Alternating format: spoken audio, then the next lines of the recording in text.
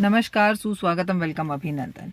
मैं हूं आपके साथ आपकी अपनी होस्ट एंड दोस्त डॉक्टर वायरा की आपका स्वागत अभिनंदन करती हूं आपके अपने और मेरे माता रानी के इस खूबसूरत से यूट्यूब चैनल पर।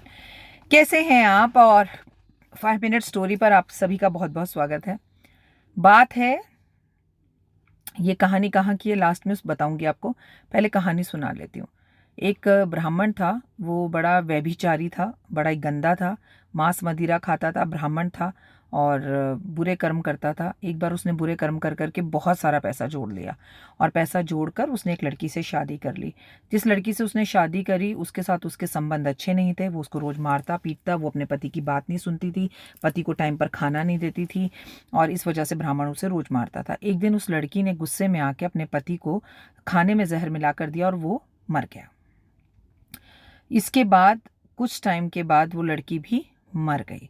मरने के बाद उस लड़की ने तोते का जन्म लिया और वो एक ब्राह्मण के घर गए और ब्राह्मण के घर में उसका जन्म हुआ। तो वहाँ पर तोते ने उससे पूछा कि तू तोती क्यों बनी? उसने बोला पहले तू बता तू तोता क्यों बना?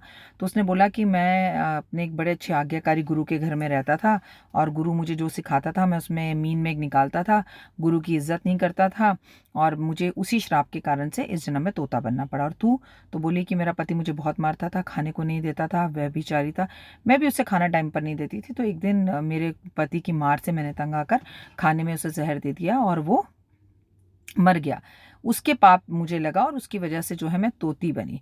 तो तोता बोला तू तो बड़ी निष्कम है और अपने पति को जहर दे के मारने वाली है, तेरे से मैं आज के बाद बात नहीं करूंगा, चली जा यहाँ से, दूर हो जा।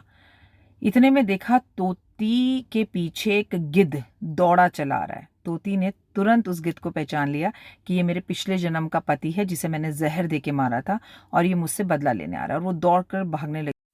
और वो दौड़कर भागने लगी और गिद्ध भी उसके पीछे भागने लगा। समझ रहे हैं आप? गिद्ध उसको पकड़ने की कोशिश करता, तेज दौड़ता और जो तोती थी वो और भी तेज दौड़ती।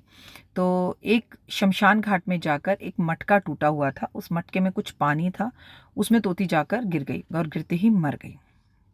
वो गिद्ध भी उसके ऊपर गिरा, पानी दोनों पर गिरा और दोनों अपने वहीं पर अपनी देह त्याग दी। लड़ते रहे, दोनों लड़कर मर गए और लड़कर मर के अपनी देह त्याग कर वैकुंठ को चले गए। जब वो वैकुंठ पहुंचे तो भगवान ने उनसे पूछा, उन्होंने भगवान से पूछा कि हमने ऐसा क्या कर्म किया? हम तो पिछले जन्म में बुरे कर्म कर कर आए, इस जन्म में भी मरते मरते आए। ये मेरा पिछले जन्म में पति था, इस जन्म में ये गिद्ध बना, मैं तोती बनी। फिर हमने ऐसा क्या कर दिया कि हमें ये जीवन मिला? तो भगवान ने मुस्कुराकर बोला कि जिस मटकी के पानी में तुम गिरे वहां पर कुछ देर पहले एक साधु की मृत्यु हुई थी, उसका अंतिम संस्कार हुआ था और उसकी हड्डियां उस पानी में थी जिस पानी में गिरकर तुम मिले और तुम्हें मोक्ष की प्राप्ति हुई, क्योंकि वो ब्राह्मण रोज गीता का 5वां अध्याय करता था। तो ये कहानी मैंने आपको गीता के 5वें अध्याय से बताई। पता है ना, हमारा कितना खूबसूरत महीना चल रहा है, मार्गशीर्ष का महीना। इस महीने में गीता पढ़ने का सबसे ज़्यादा महत्व होता है। गीता पढ़िए, सोचिए मरने के बाद भी गीता पढ़ने वाले लोगों का उद्धार कर देते हैं। तो जीते जी आप अपना कितना उद्धार कर सकते हैं, सोच के देखिएगा। अगर अभी तक गीता पढ़नी शुरू नहीं की है तो अभी भी टाइम है, गीता पढ़ लीजिए, थोड़ी सी पढ़ लीजिए। चलिए एक ही अध्याय पढ़ लीजिए, पढ़िएगा ज़रूर। कमेंट्स में जय माता दी। और कहानी कैसी लगी?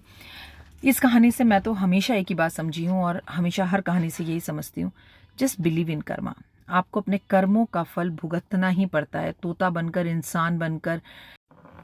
तो कर्मों का फल आपको भुगतना ज़रूर पड़ता है, कभी जल्दी कभी देर से, लेकिन भुगतना ज़रूर पड़ता है। तो अपने कर्मों से हम कोई नहीं बच सकता।